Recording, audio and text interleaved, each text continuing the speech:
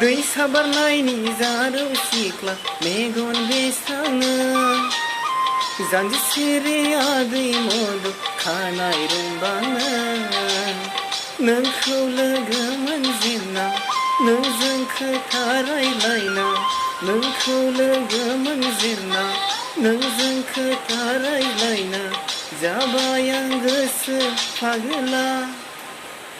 नोंखौ खावनाब्लाबो लायथारगोन आं अनजालि सना नोंखौ सेनाब्लाबो लायथारगोन आं अनसुलि सना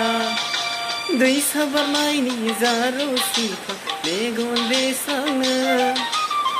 जानजि सेरे आदै मदु खानाय रुंबाङो